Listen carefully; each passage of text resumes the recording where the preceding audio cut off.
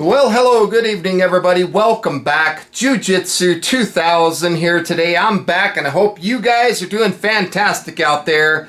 In this video today, we're going to talk about these towers. These are DELL OPTI 380 towers.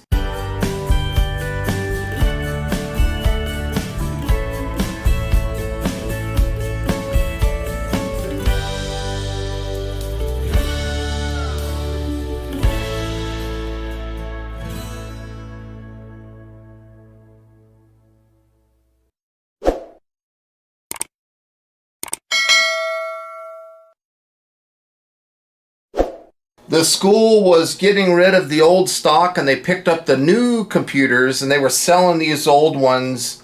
So I picked a few of them up. And in this video today, I'm going to find out what the specs are on these computers. I'm going to wipe the hard drives clean and install Linux Mint on them. So right here, there's a couple stickers, Core 2 Duo and Windows 7.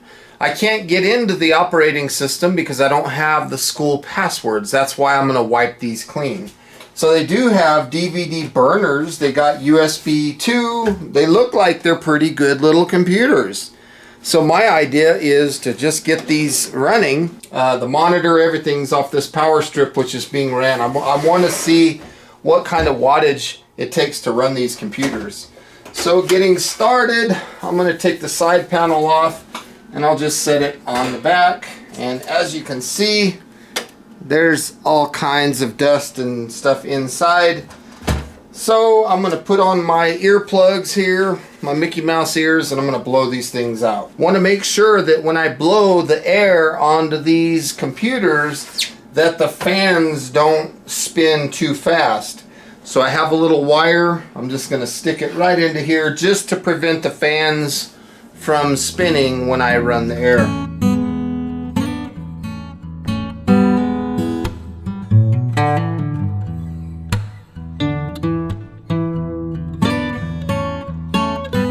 Now that I got the cobwebs out and all the dust and stuff out, you can see that there's no RAM in here. So I'm going to take some of this RAM that I have. These are 2 gigabyte sticks, and I've been using this RAM for these computers.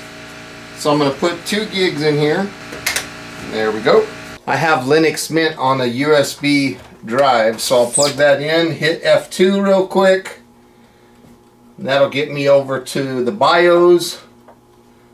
There we go. Now I can go down to boot sequence. I don't know if you guys are able to see that, but I'm going to highlight USB so I can boot from a USB, and I'm going to take that USB and I'm going to put that all the way up to the top to make that my top priority in the boot sequence. Apply, exit, and now we should see this computer boot off of this drive. It's telling me that I put RAM in.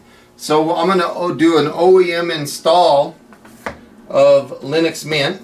Now I've done this a few times, so I kind of understand the process. So right here I have a label that I'm writing down all the specs. So I just put 2 gigabytes of RAM in there. I got to find out how big the hard drive is. Most of them have been 160 gigabytes, but I'm not going to write it down until after I install Linux Mint, and then I'll go through the disk and I'll see what size hard drive's in here. I'm also noticing that this is a DVD/CD burner. So it's a CD/DVD burner. So there's some of the stuff that I'm writing down. Hopefully you can see that.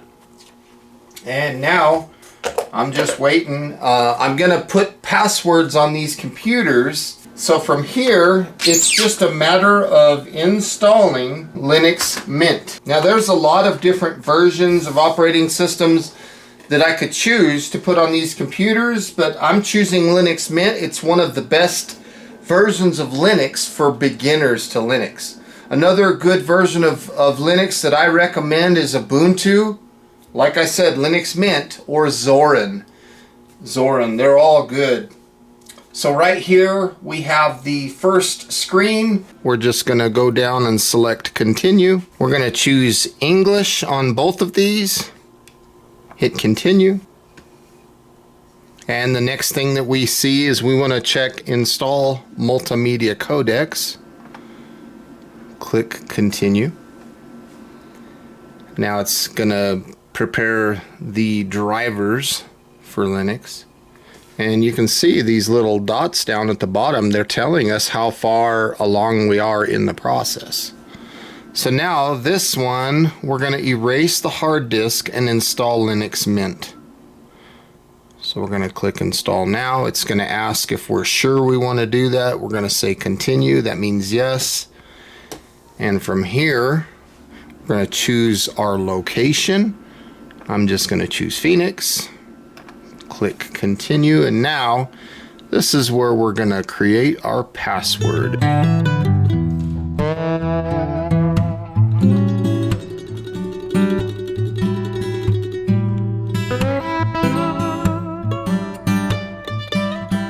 I'm planning to sell these computers or use them for maybe a media center type PC to play movies and stuff like that. And we'll test them when we're all finished and see how they run. So now we're just going to wait for Linux to install.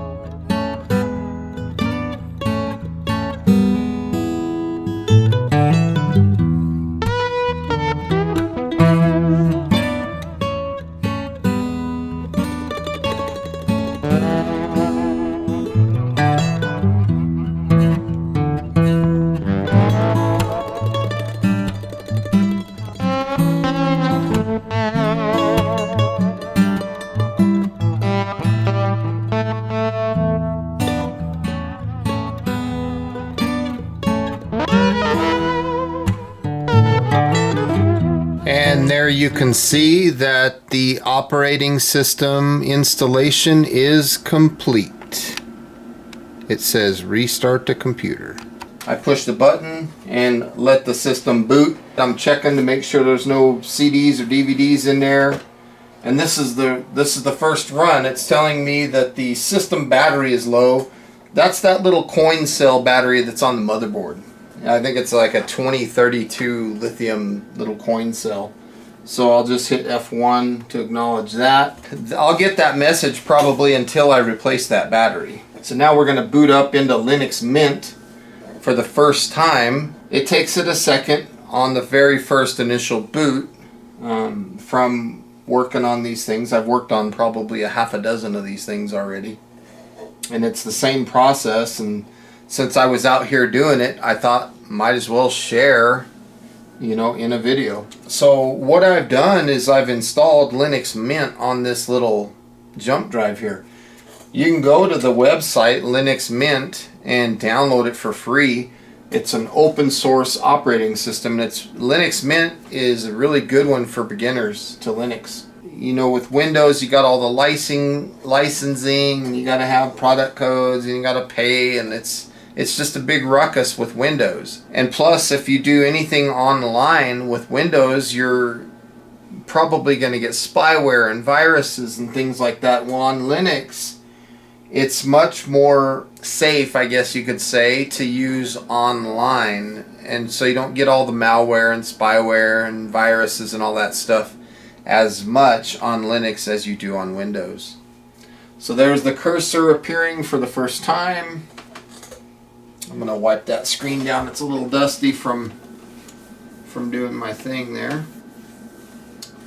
So now you're seeing the desktop starting up for the first time. Welcome to Linux Mint. That's just like the welcome screen, so you can uncheck this if you don't want to see that every time.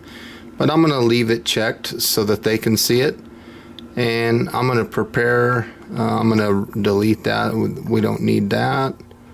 And now remember, I got to go find out what size the hard disk is. So I'm going to just type in the word disk, and it'll bring up that disks right here.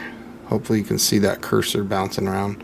Click that, and then it'll show the hard disk right here. We have a DVD burner, and we have a 160 gig hard drive. So on my paper, I'll just come right here and I'll mark in 160. That way I know exactly what this computer is. So now that I know that, I'll get out of there, And right here you got your folders. It's basically going to open your folders. So you got, just like on Windows, documents, downloads, music, pictures, public, templates, videos. And you can see that the lineup of this looks very similar to Windows. So if you're coming over to Linux from Windows, this is pretty easy to understand. Here's your terminal.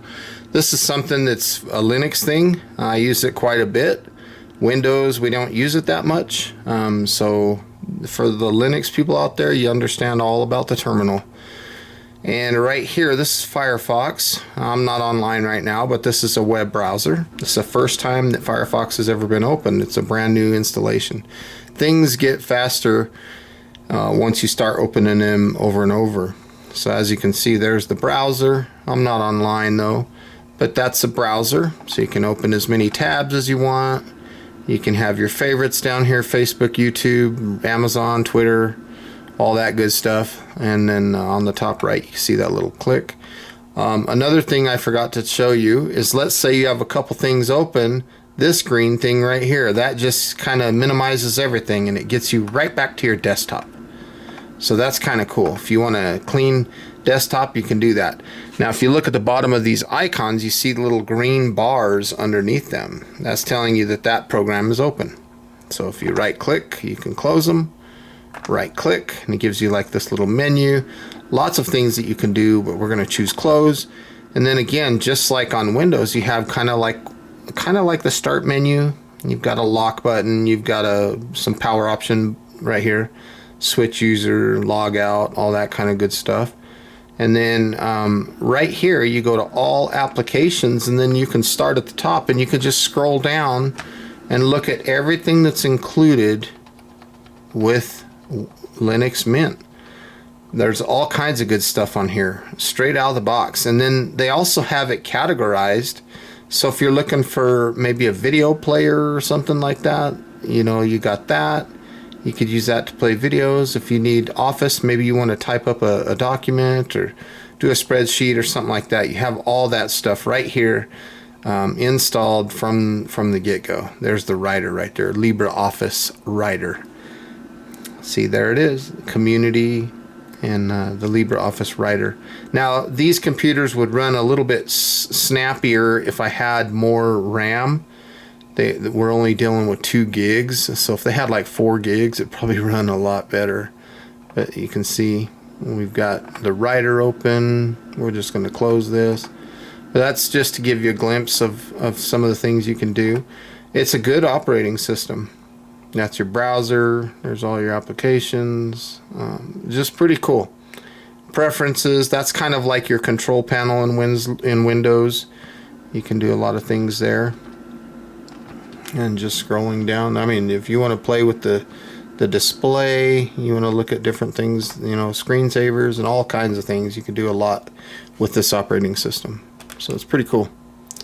I like Linux Mint quite a bit. So now that we know what the specs are, I'm going to take a little bit of tape and I'm just going to tape it to the side of the computer right here. So that way